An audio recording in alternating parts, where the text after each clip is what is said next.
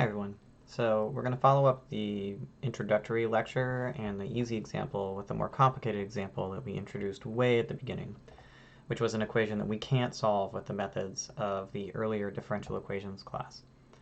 So this is Airy's equation, which I said previously arises originally in the early study of optics. It's very simple. You can see that all we've done is we've taken what looks like a standard constant coefficient equation and we've introduced a single x right here. And we're going to ask the question what the form of the solutions is. So we're going to use the same approach we used last time. We're going to check that the function is analytic at x is equal to 0. We're going to assume that it has a power series of the correct form at that point. We're going to plug those in to get a recurrence relation. And then we're going to try to find information about the solution in terms of the constants a0 and a1. And the general solution will be those two infinite series added together. Step 1 is to check to make sure that this function is analytic at 0, or rather that x is equal to 0 is an ordinary point for the equation. So to do that, we need to identify p of x and q of x. So this equation is y prime prime plus 0y prime minus xy is equal to 0. P of x is equal to 0. That's analytic everywhere. Q of x is equal to minus x. That's also analytic everywhere. And that means that x is equal to 0 is an ordinary point. Since x equals 0 is an ordinary point, we can assume that this differential equation has a solution that is a series solution centered there. So step 2 is we're going to assume that y is equal to the sum from n equals 0 to infinity of an x to the n. And like before, the way we're going to approach this problem is we're going to take derivatives and we're going to plug that into the differential equation. So step 3 is we're going to build our recurrence relation. We're going to use the fact that y is equal to the sum from n equals 0 to infinity of an x to the n. And for this problem, we only need the second derivative. The sum from n equals 2 to infinity of n times n minus 1 an x to the n minus 2, a series expression for the second derivative of a function. Plug that into the equation, we get this. From here, we'd like to combine these into a single sum so that we can pull the coefficients out and set them equal to 0. We can't do that unless those two conditions are met. 1, that the powers of the x's match, and 2, that the indices are the same. From here, we actually need to get this into a series minus a series so that we can start the combining process. But you'll notice that there's this x out here. The fact that this is a convergent power series means that I can just treat it like a giant polynomial, so I can multiply the x inside. And that's going to give me the sum from n equals 2 to infinity n times n minus 1 an x to the n minus 2 like before. But now if I push the x inside, in the second series, the power is not going to be n. It's going to be n plus 1 because x times x to the n is x to the n plus 1. Now I have two tasks. I need to make the powers match, and I also need to make the indices match. So I'm going to make the powers match first. And once I get the powers to match, then I'll shift the series by pulling terms off so that I can glue the whole thing together. The first thing I'm going to do here is I'm going to let t be equal to n minus 2 in this equation. And on this one, I'm going to let t be equal to n plus 1. So that I've got x to the t in both cases. But that's going to change all of the n's in each sum accordingly. So let's do that first. That's going to give us the sum from t is equal to 0 to infinity. After all, if t is n minus 2 and I put a 2 in here, I get t is 0. Of t plus 2, t plus 1, a t plus 2, x to the t. And in the second sum, I'm going to get the sum from, okay, well, if t is n plus 1, then that means n is equal to t minus 1. And so this sum starts at 1. I get a t minus 1 x to the t. Now you note this is different than the last one we worked with because now we have one sum that has t plus 2's in it and one that has t minus 1's. There's a gap of 3 here, which means there's going to be 3 families of equations that result from the recursion that we'll end up with after we combine these. But one of the families is really easy. So starting from here, we're going to take this series and we're going to put it together. The powers match now, so now we've got to deal with the indices. To make the series match up so the indices start in the same place, notice that this sum has an extra term at the beginning. It's got a t equals 0 term, and this doesn't have a t equals 0 term. One way of addressing that is to take the t equals 0 term and just pull it out of the sum. So if you put t equals 0 into this sum, you would get 2 times 1 times a2. And what would be left over would be the sum from t equals 1 to infinity, t plus 2, t plus 1, a t plus 2, x to the t. So everything else is unchanged. Where this term over here is really just the t equals 0 term from this sum. So what I've done is I've taken that t equals 0 term and I've pulled it out. And the reason I did that is because now the indices match. The powers match and the indices match. And so now this can be made into one infinite sum. But notice, the fact that this term right here is on the outside all by itself means that a2 is going to turn out to have to be equal to 0. Because the constant term out here, this is a constant term, that constant term has to be nothing. So before we go any further, the fact that we have this expression written this way is automatically going to imply that because 2a2 is equal to 0, it must be the case that a2 is equal to 0. And we'll see that what that's going to cause to happen is that a5 is going to be 0 and a8 is going to be 0 and so on once we get to the recursion step.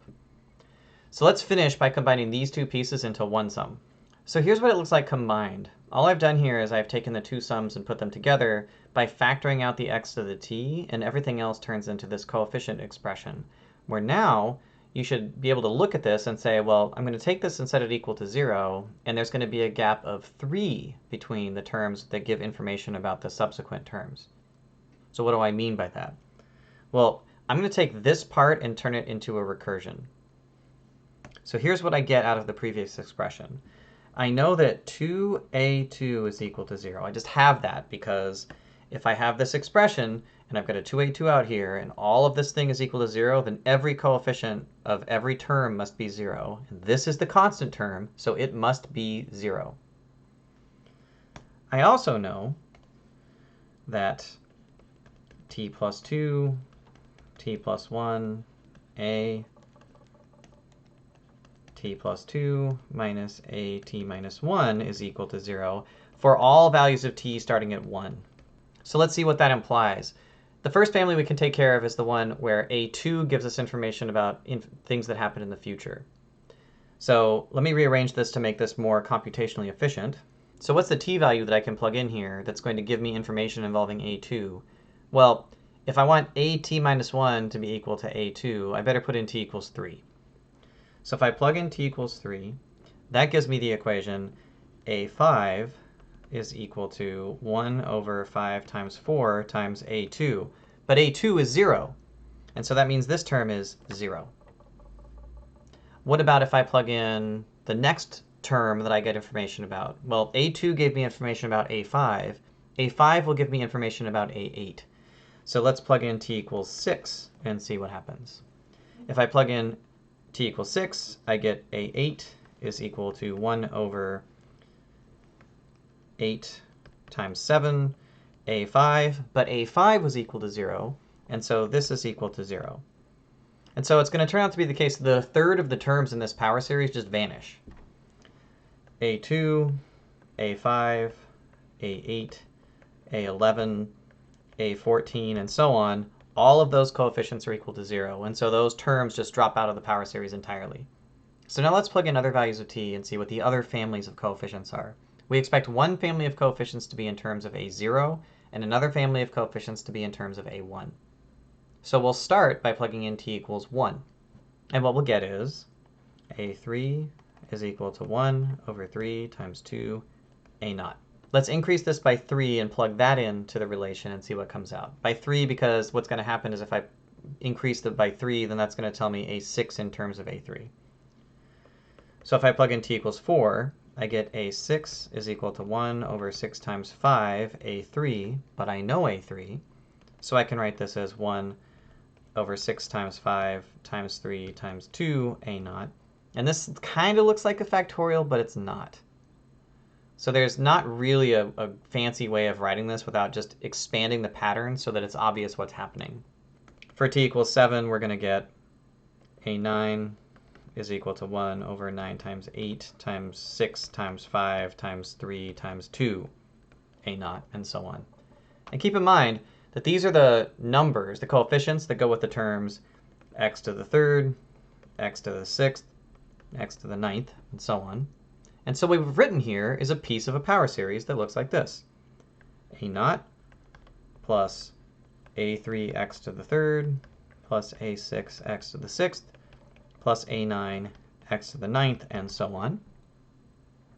And if I replace that with the expressions that I've gotten and factor out the a0, it turns into a0 times 1 plus 1 over 3 times 2x to the third plus 1 over 6 times 5 times 3 times 2x to the sixth, and 1 over 9 times 8 times 6 times 5 times 3 times 2 x to the ninth, and so on. And this function right here, this is one of our independent solutions to the original differential equation. So this thing right here is y1 of x. And this power series doesn't have a functional form that you can write it in. But you could graph this, and you can approximate it to whatever degree that you want to see what it looks like. So let's look at our final family here, and that's going to be what happens when we plug in t is equal to 2. If I put in t equals 2, I get a4 is equal to 1 over 4 times 3a1.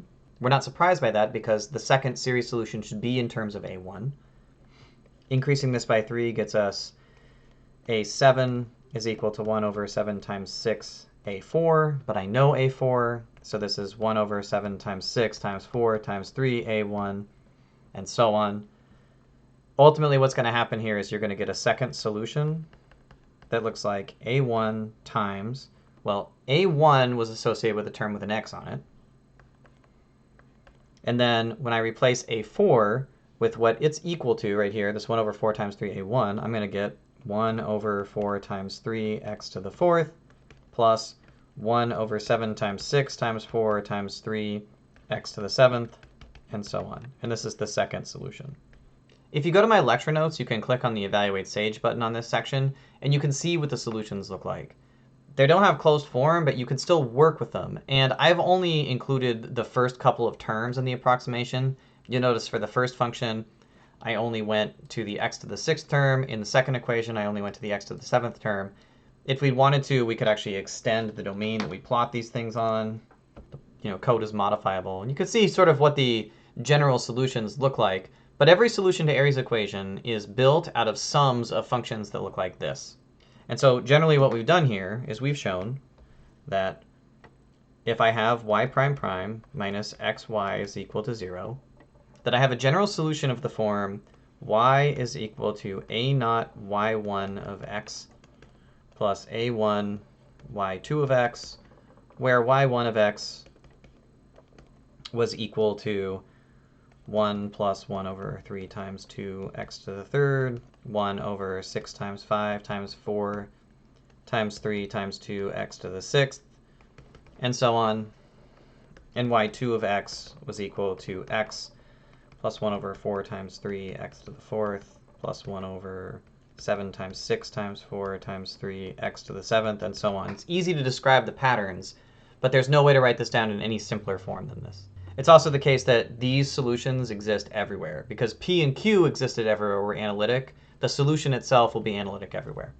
This is not hard to do, it's just a little bit tedious. So remember that the goal at the end of this is exactly what we've done here.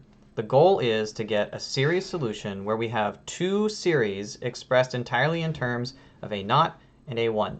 It's likely to be the case that when you have a shift of 3 or 4 in the recursion that you build up, some of the families are going to turn into zeros because of this zero equation right here. So any terms that pop up to make the index match, those will turn into zeros. All right, so practice this. All right, I'll talk to you guys later.